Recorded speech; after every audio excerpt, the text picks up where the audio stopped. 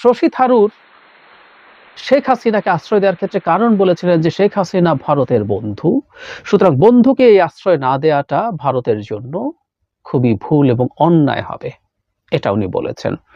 তার মানে শেখ হাসিনাকে ভারতে রাখার ক্ষেত্রে বিরোধী দলের একজন গুরুত্বপূর্ণ সদস্য একমত হচ্ছেন বিজেপি সরকারের সাথে।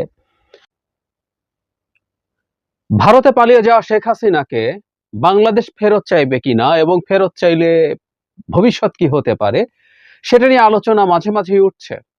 গতকালও যেমন পররাষ্ট্র উপদেষ্টাকে এই প্রশ্নের জবাব দিতে হয়েছে এবং তিনি রাইটলি বলেছেন যে আমাদের আদালত যদি সেই ধরনের কোনো পরোয়ানা জারি করে বা সেই ধরনের কোনো কিছু চায় তাহলে পররাষ্ট্র মন্ত্রণালয় সেটা ভারতের কাছে পৌঁছে দেবে এবং সেই প্রসেস শুরু হবে। প্রশ্ন হচ্ছে, ভারত কি শেখ হাসিনাকে ফেরত পাঠাবে? এই প্রশ্নটার জবাব খোঁজা দরকার আছে, বা আমরা এই ক্ষেত্রে ভারতের সাথে ব্যাপারটা কিভাবে ডিল করব সেটা নিয়ে একটু কথা। সমস্যা কিভাবে শুরু? সমস্যা শুরু হচ্ছে শেখ হাসিনার পাসপোর্ট বাতিল হয়েছে। আসলে শেখ হাসিনার না, আমরা জানি যে শেখ হাসিনা ডিপ্লোম্যাটিক বা রেড পাসপোর্ট হোল্ড করেন। উনি এমপি, উনি প্রধানমন্ত্রী, যে কোনো বিবেচনায় উনি এটা পান। এরকম অনেক মানুষকে আমরা বাংলাদেশ রেড পাসপোর্ট দেয়, ডিপ্লোম্যাটিক পাসপোর্ট দেয়, কিন্তু ওনারটা শুধু না। আমরা অনেকে ভুলভাবে শেখ হাসিনাটা বাতিল বলে বলছি, না, যতগুলো রেড পাসপোর্ট ছিল, ধরুন যারা তথাকথিত এমপি ছিল, সংসদ ভেঙে যাওয়ার পর তো তার এমপিত্ব নেই, সুতরাং তিনি রেড পাসপোর্ট আর পাবেন না, সুতরাং সেটা ক্যান্সেল করা হয়েছে। টেকনিক্যালি ব্যাপারটা হচ্ছে, আপনার যখন রেড পাসপোর্ট ক্যান্সেল হয় আপনি সেটাকে দেশে জমা দিয়ে নতুন করে আমাদের সাধারণ যে পাসপোর্ট, সবুজ পাসপোর্ট, সেটা নেবেন। ঘটনাটা এইরকম ঘটেছে, এমন না যে শেখ হাসিনার পাসপোর্ট বাতিল হয়েছে। উনি প্রধানমন্ত্রী নন, ডামি এমপি নন, সুতরাং ওনার পাসপোর্ট বাতিল হবে, এটাই স্বাভাবিক। এভাবেই বাতিল হয়েছে। ফলে যেটা হলো, একটা দেশের পাসপোর্ট ছাড়া তিনি ভারতে আছেন। এখন আপাতত ভারত তাকে রাখার ক্ষেত্রে একটা নিয়ম আছে যে ভারতে পাসপোর্ট ছাড়াও কেউ 45 ডেজ থাকতে পারে, এবং হিসাবটা সম্ভবত এইরকম যে আগামী মাস, মানে এই মাস সেপ্টেম্বর তো চলে এসছে, সেপ্টেম্বরের 18 তারিখে তার এই 45 দিন বা 1.5 মাসের মেয়াদ শেষ হবে।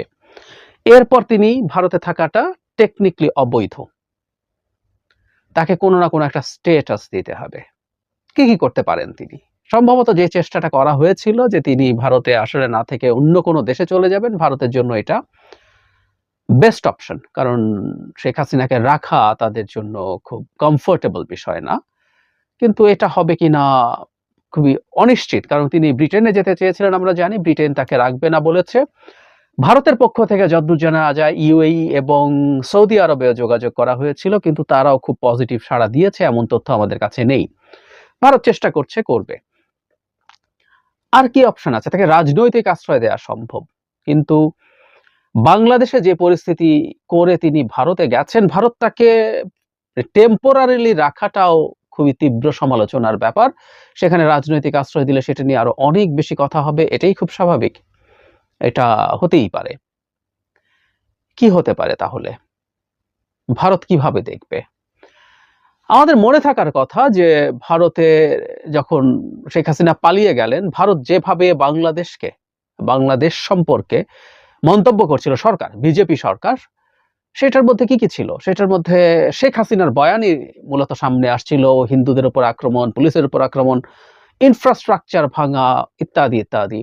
কিন্তু তখন একজন গুরুত্বপূর্ণ মানুষ, বিরোধী দলের কংগ্রেসের নেতা জনাব শশী থারুর, বিখ্যাত মানুষ, উনি জাতিসংঘের আন্ডার সেক্রেটারি জেনারেল ছিলেন সম্ভবত, এছাড়াও অত্যন্ত স্মার্ট একজন পলিটিশিয়ান। শশী থারুরকে আপনারা দেখতে পারেন, তার প্রচুর ইন্টারভিউ পাওয়া যায়। Is a very smart guy এবং বিভিন্ন বিষয়ে দারুণ নলেজ রাখেন। যাই হোক, শশী থারুর তখন বিজেপি সরকারকে এটা বলে ক্রিটিসাইজ করেছিল যে বাংলাদেশের যে সরকার আছে তার সাথে কাজ করা উচিত, তাকে ওয়েলকাম করা উচিত, এবং হিন্দুদেরকে নিয়েও তিনি আমাদের মাটিতে ট্রুলি যা ঘটেছে সেটাকেই তিনি ধারণ, হ্যাঁ, কিছু হামলার কথা উনিও স্বীকার করেছেন, কিন্তু রাদার সেটা ভিন্ন কারণ, বা মন্দিরে পাহারা দেয়া হচ্ছে, আমাদের মুসলিমরা সেই মন্দির পাহারা দিয়েছেন, এগুলো শশী থারুর বলছিলেন। কিন্তু শশী থারুরকে এনেছে একটা বিশেষ কারণে, সেটা হলো শেখ হাসিনাকে আশ্রয় দেওয়ার ক্ষেত্রে কিন্তু শশী থারুর বিজেপির সাথে একমত। তিনি মনে করেন যে শেখ হাসিনাকে ভারতের আশ্রয় দেওয়া উচিত। মানে এটা একটা ইন্টারেস্টিং ব্যাপার যে ভারত তার ন্যাশনাল ইস্যু অনেকগুলোতে বিরোধী দল ঠিক ততটুকু বিরোধিতা করে যেটা আসলে বিরোধিতা করা দরকার, এবং যেটা সে একমত, সে সরকারি দলকে বিপদে ফেলার জন্য সেটা বলে না। মানে ভারতে আমাদের তুলনায় অনেক ভালো গণতন্ত্র বা গণতান্ত্রিক ব্যবস্থা কাজ করছে। আমাদের মনে থাকার কথা, রাশিয়া ইউক্রেন যুদ্ধের সময় যখন রাহুল গান্ধীকে এই ব্যাপারে ভারতের বা বিজেপির অবস্থান নিয়ে জিজ্ঞেস করা হয়েছিল, রাহুল তখন বলেছিলেন যে তিনি বিজেপি যে স্ট্যান্স নিয়েছে, আমি ওদিকে আর যাচ্ছি না, স্ট্যান্স কি নিয়েছে ভারত আমরা জানি, সেটাকে তারাও সমর্থন করেন। তো যাই হোক, শশী থারুর শেখ হাসিনাকে আশ্রয় দেওয়ার ক্ষেত্রে কারণ বলেছিলেন যে শেখ হাসিনা ভারতের বন্ধু, সুতরাং বন্ধুকে এই আশ্রয় না দেওয়াটা ভারতের জন্য খুবই ভুল এবং অন্যায় হবে, এটা উনি বলেছেন। তার মানে শেখ হাসিনাকে ভারতে রাখার ক্ষেত্রে বিরোধী দলের একজন গুরুত্বপূর্ণ সদস্য একমত হচ্ছেন বিজেপি সরকারের সাথে। আর তার দলের নেত্রী সোনিয়া গান্ধী কি ভাববেন আমরা জানি, এবং শেখ হাসিনা যখন সর্বশেষ ভারতে গেছেন তখন সোনিয়া গান্ধী তার 2 সন্তানকে নিয়ে শেখ হাসিনার সাথে গিয়ে জড়াজড়ি করে এসছেন। শুধু দেখা না, মানে এতই অন্তরঙ্গতা দেখিয়েছেন যেটা খুবই দৃষ্টিকটু ছিল। আমরা ভুলে যাব না 2014 সালে বাংলাদেশের গণতন্ত্রের কফিনে যখন পেরেক মারা শুরু হয়, এটা শেষ পেরেক না, প্রথম পেরেক, সেই পেরেকটা মেরেছিল কংগ্রেস। কারণ তখন কংগ্রেস ক্ষমতায়, এবং সুজাতা সিং এসে কি করেছিল না করেছিল আমাদের মনে আছে। এরপর তাদের নির্বাচনে তাদের পতন হয় এবং বিজেপি ক্ষমতায় আসে।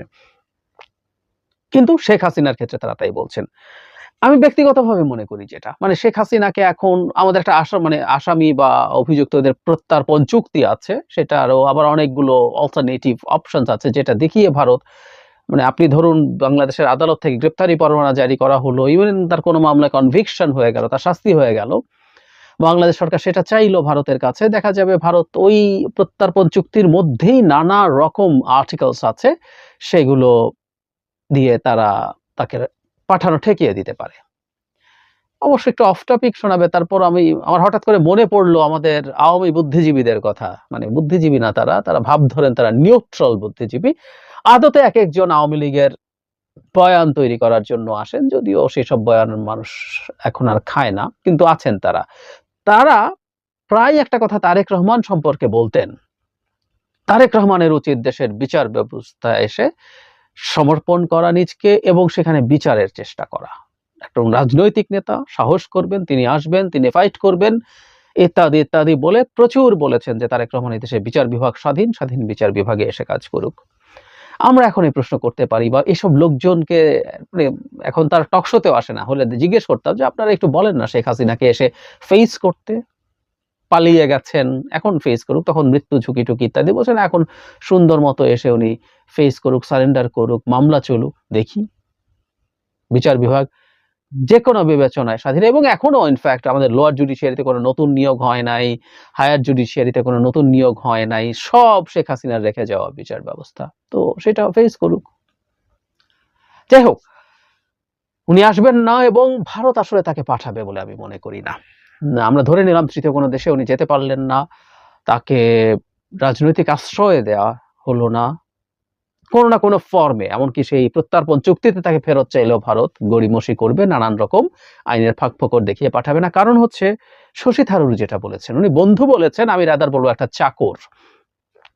ভারতকে যেভাবে শেখ হাসিনা ভৃত্যের মতো, চাকরের মতো সার্ভ করেছেন, এই দেশটাকে শেষ করে দিয়ে ক্ষমতায় থাকার বিনিময়ে ভারতকে সব দিয়ে দিয়েছেন, এই রকম একজন চাকরকে, তার সেবা দাসীকে এই রকম ভাবে মানে ফেরত দেয়া, যেখানে তার বিচার হবে, এটা ভারত করবে না। কেন করবে না?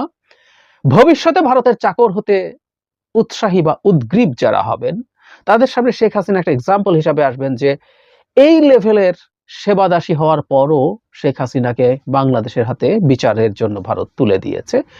ভারত এই সিদ্ধান্ত নেবে না, বিশেষ করে বিজেপি সরকার নেয়ার কোনো কারণ নেই, আমরা এটা নিশ্চিত থাকতে পারি। বাংলাদেশের কি করা উচিত?